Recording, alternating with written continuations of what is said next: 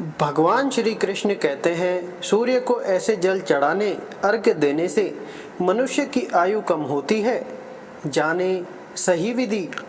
दोस्तों, एक बार नारद जी भगवान श्री कृष्ण के पास आते हैं और उनसे पूछने लगते हैं, हे प्रभु, सूर्य को जल देने का क्या औचित्य है? सूर्य को जल क्यों दिया जाता है?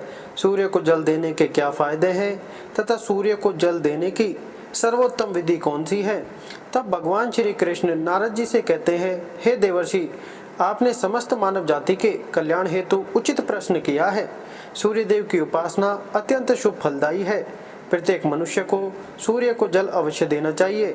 हे देवर्षि, मैं आपको एक अत्यंत पवित्र कथा सुनाता हूँ, जिससे आपकी द्विधा समाप्त हो जाएगी और आपको आपके सभी प्रश्नों के उत्तर भी मिल जाएंगे। जो भी इस कथा का श्रवण करता है उसे 100 वर्षों तक सूर्य को जल देने का फल प्राप्त होता है। इसलिए आप इस कथा को ध्यान से पूरा जरूर सुनें। तो दोस्तों, भगवान श्री कृष्ण ने सूर्य देव की महिमा का वर्णन करने के लिए नारद जी को एक अत्यंत पवित्र कथा सुनाई है। इस कथा में सूर्य को जल देने की सही विधि और अत्यंत शक्तिशाली सूर्य देव के मंत्र के बारे में बताया है।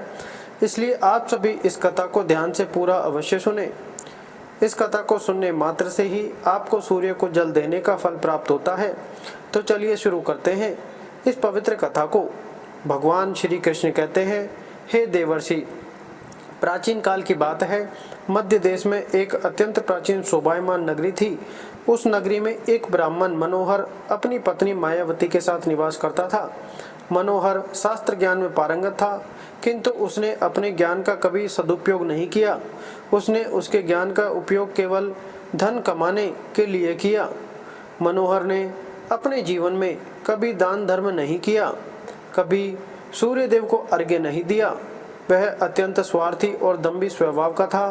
फिर एक दिन वह वन से जा रहा था तो एक विषैले सर्प के काटने के कारण मनोहर की मृत्यु हो गई। मृत्यु के बाद मनोहर को यम के दूत यमलोक लेकर गए। वहाँ यमराज ने मनोहर के पाप और पुण्य का मूल्यांकन किया और मनोहर को नरक में डाल दिया। मनोहर अनेक वर्षों तक नरक में सजा भुगतने लगा और फिर उसे प्रायश्चित करने के लिए फिर से मनुष्य जन्म की प्राप्ति हुई। उसका दूसरा जन्म एक गरीब शूद्र के घर पर हुआ। दूसरे जन्म में उसे अत्यंत दुख भोगने पड़े। उस शूद्र के बड़े होते ही उसके पिता ने उसका विवाह एक युवती से करा दिया और फिर वह उस युवती के साथ वन में ही झोंपड़ी में रहने लगा। विवाह के बाद अनेक वर्षों तक उस शूद्र को कोई संतान नहीं हुई, इसलिए वह और भी अधिक दुखी रहने लगा। लेकिन इतने में ही उसके दुख समाप्त नहीं हुए। कुछ वर्षों के बाद देव योग से उसके शरीर में भयंकर कोढ़ का रोग उत्पन्न हुआ और वह भयंकर कोढ़ के रोग से पीड़ित हो गया। उसके शरीर पर अनगिनत जख्म हुए जिनसे पस निकलता रहता है। वह कोढ़ी शूद्र अब कुछ काम भी नहीं कर सकता था और दिन भर घर पर ही पड़ा रहता। उसकी पत्नी एक पतिव्रता नारी थी। उसने पति को कोढ़ होने के बाद भी उसका साथ नहीं छोड़ा और वह उसकी नित्य सेवा करती रहती थी। वह अपने पति को ही परमेश्वर मानकर उसकी पूजा करती थी, उसके लिए भोजन का प्रबंध करती थी, उसे स्नान करती थी। वह शूद्र अनेक बार मन ही मन सोचता रहता कि किस जन्म के पाप के कारण उसे यह कोढ़ रोग हुआ। ऐसा सोचते हुए वह बहुत ही निराश और उदास रहने लगा। फिर एक दिन उसके द्वार पर एक साधु पधारे। उस कोढ़ी शूद्र की पत्नी ने उन साधु महात्मा की बड़ी सेवा की, जिससे प्रसन्न होकर उस साधु ने उस कोढ़ी की पत्नी को वर मांगने के लिए कहा। तो कोढ़ी की पत्नी ने कहा, हे महात्मा, मेरे लिए मेरे पति ही सर्वस्व हैं, वही मेरे स्वामी हैं। अतः आपसे विनती है कि मेरे पति का रोग दूर करें और उन्हें पहले के जैसा बना दें। इस पर उस साधु महात्मा ने कहा, हे देवी, यह रोग तुम्हारे पति को उसके पिछले जन्म के कर्मों के कारण प्राप्त हुआ है। यही विधि का विधान है, मैं इसमें हस्तक्षेप नहीं कर सकता। ईश्वर मनुष्य को उसके पाप कर्मों का दंड अवश्य देते हैं, कोई भी इससे चूक नहीं सकता, किंतु मैं तुम्हें इसका उपाय बता सकता हूँ। इस रोग से बचने के लिए केवल एक ही उपाय है, तुम अपने पति को लेकर सूर्य देव की शरण में जाओ और सूर्य देव की नित्य उपासना करो। सूर्य देव की कृपा से तुम्हारा पति कोढ़ से मुक्त हो जाएगा और उसे कामदेव के समान रूप प्राप्त होगा। फिर उस साधु महात्मा ने उस स्त्री को सूर्य देव की उपासना की विधि बताई।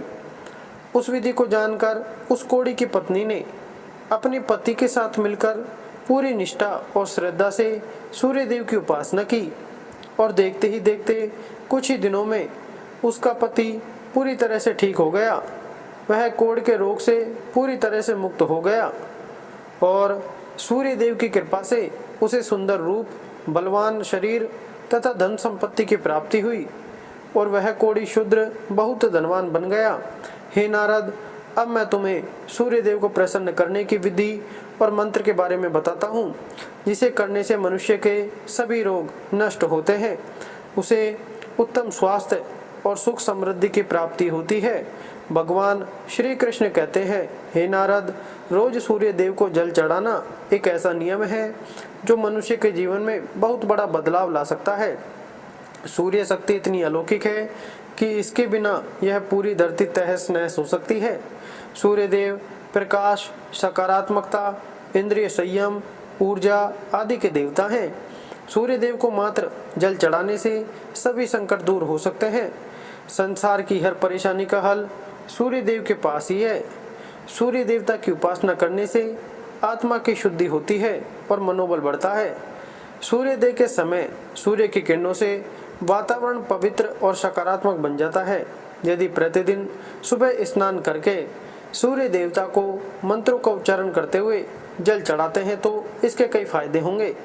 कुंडली में अन्य ग्रहों की तरह ही सूर्य के शुभ या अशुभ स्थिति में होने से जीवन पर भी इसका शुभ या अशुभ प्रभाव पड़ता है।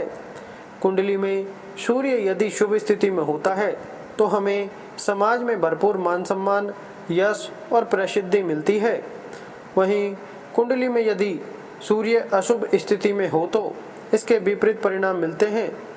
इसलिए कुंडली में यदि सूर्य की स्थिति मजबूत करनी है तो ज्योतिष शास्त्र में कुछ ऐसी चीज़ों के बारे में बताया है जिन्हें पानी में डालकर सूर्य देव को अर्घ्य देने से शुभ परिणाम प्राप्त होते हैं।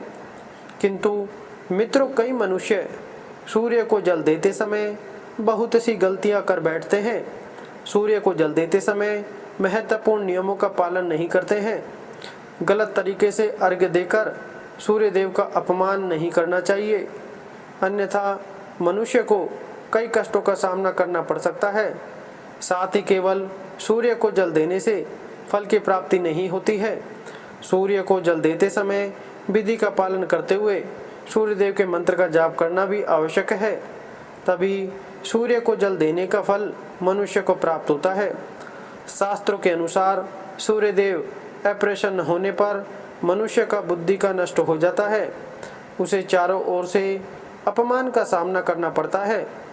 ऐसे व्यक्ति की आंखों की रोशनी चली जाती है और उसे उचिष्ट भोजन प्राप्त होता है। फलस्वरूप व्यक्ति की विद्या नष्ट हो जाती है, उसकी स्मरण शक्ति कमजोर होती है। पिता पुत्र में अकारण ही वाद विवाद होने लगता है। सूर्य देवता रूठ जाने पर व्यक्ति पर गलत इल्जाम लगते हैं और उसके हाथ से अनजाने में कई अपराध हो जाते हैं। इसलिए व्यक्ति को अनिष्ट कार्य करके सूर्य देव को रुष्ट नहीं करना चाहिए। सबसे पहले मैं तुम्हें सूर्य को अर्घ्य देने का अर्थ बताता हूँ। सूर्य को अर्घ्य देने से तात्पर्य यह है कि सूर्य देवता को भक्ति भाव से जल अर्पण करना। यह जल दोनों हाथों की ओझल बनाकर या तांबे के पात्र में शुद्ध जल भरकर उसे सूर्य देवता को समर्पित करें। लेकिन ध्यान रहे कि यदि हाथों की ओझल बनाकर सूर्य देवता को अर्घ्य दे रहे हैं तो हाथों की तर्जनी और अंगूठे को एक दूसरे से जोड़कर न रखें, यानी कि एक दूसरे का स्पर्श न होने दें। दोनों हाथों के अंगूठों को फैलाकर रखें। यदि हम तर्जनी और अंगूठे को जोड़कर रखते हैं तो यह राक्षसी मुद्रा बन जाती है और इस मुद्रा में सूर्य को अर्घ्य देना अशुभ माना जाता है। यदि पात्र में जल भरकर सूर्य देवता को अर्घ्य दे रहे हैं तो भी उस पात्र को दोनों हाथों के अंगूठे का स्पर्श न होने दें। इसका ध्यान रखें। अर्घ्य देते समय अपने दोनों हाथों को ऊपर उठाकर पात्र को पकड़ें और सिर झुकाकर रखें। सूर्य देवता को अर्घ्य हमेशा सूर्योदय के समय देना चाहिए। उगते हुए सूर्य की उपासना करना हमेशा ही शुभ होता है। सूर्योदय के 2 घंटे बाद अर्घ्य देने का कोई भी औचित्य नहीं होता है। यदि किसी कारणवश आप सूर्योदय के समय अर्घ्य न दे सकें तो 3 बार अर्घ्य देने के बजाय 4 बार अर्घ्य दें और सूर्य देवता से क्षमा मांग लें। इससे दोष कम हो जाता है। सूर्य को जल तांबे के पात्र में ही देना चाहिए। तांबा को सूर्य देव की प्रिय वस्तु माना गया है, इसलिए सूर्य को जल देने के लिए केवल तांबे से बने पात्र का ही प्रयोग करना चाहिए। अन्य धातुओं से बने पात्रों में सूर्य को अर्घ्य देने से कोई लाभ प्राप्त नहीं होता है। परमात्मा ने सूर्य को जगत में प्रकाश करने, संचालन करने, अपने तेज से शरीर में ज्योति प्रदान करने तथा जठराग्नि के रूप में अमाशय में अन्न को पचाने का कार्य सौंपा है। इसी कारण से तांबे के पात्र में रखे जल को पीने से व्यक्ति पेट से जुड़े रोगों से भी मुक्त हो जाता है। उस तांबे के पात्र में गंगा जल या पवित्र नदियों का जल भरें।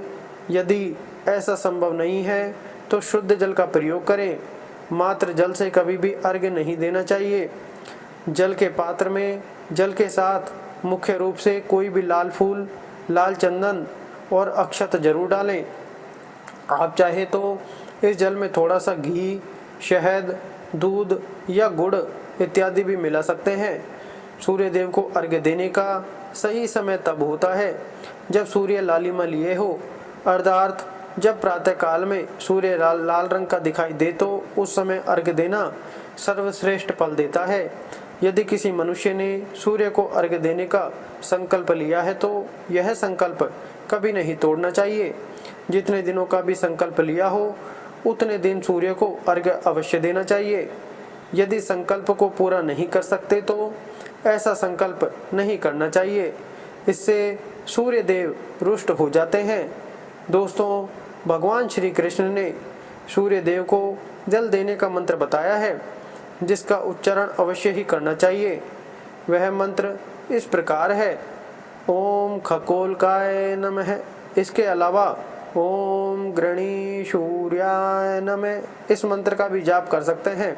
इस मंत्र का उच्चारण करके सूर्य को जल देने से दरिद्रता का अंत होता है और व्यक्ति को सुख समृद्धि की प्राप्ति होती है। भगवान श्री कृष्ण कहते हैं, हे वत्स, सूर्य देव की महिमा अपरंपार है और प्रतिदिन ही हमें उनका आभार मानना चाहिए। परंतु मुख्य रूप से रविवार का दिन सूर्य देवता का दिन माना जाता है, इसलिए कुंडली से सूर्य दोष को दूर करने के लिए रविवार के दिन विशेष रूप से सूर्य देवता का उपवास रखना चाहिए और सूर्य से संबंधित वस्तुओं का दान करना चाहिए। सूर्य देव से संबंधित वस्तुएं हैं तांबा, गेहूं, गुड़, चंदन तथा पीले रंग के वस्त्र आदि। इन वस्तुओं का रविवार के दिन दान करने से व्यक्ति के सभी दुखों का अंत होता है। यदि व्यक्ति बीमार है अथवा घर में सूतक है या अन्य कोई समस्या है जिसके कारण वह सूर्य देव को अर्घ्य नहीं दे पा रहे हैं तो इसके लिए शास्त्रों में मानस पूजा का प्रावधान किया गया है, अर्थात अपने मन में ही सूर्य देव को अर्घ्य दे सकते हैं। सूर्य पूर्व दिशा से होता है और यदि किसी कारणवश सूर्य देवता दिखाई नहीं दे रहे हैं तो उनका मन ही मन स्मरण करके पूर्व दिशा की ओर मुख करके उन्हें अर्घ्य दे सकते हैं, लेकिन कभी भी सूर्य को अर्घ्य देने का संकल्प न छोड़ें। तो दोस्तों, इस प्रकार से भगवान श्री कृष्ण ने सूर्य देव को अर्घ्य देने की विधि, सूर्य को अर्घ्य देने का मंत्र बताया है। मैं आशा करता हूँ कि यह कथा एवं जानकारी आपको अच्छी लगी होगी और यदि इस चैनल पर नए हैं तो चैनल को सब्सक्राइब करना ना भूलें। साथ ही वीडियो को लाइक एवं शेयर जरूर करें और कमेंट बॉक्स में जय सूर्य देवता और जय श्री कृष्ण जरूर लिखें। धन्यवाद।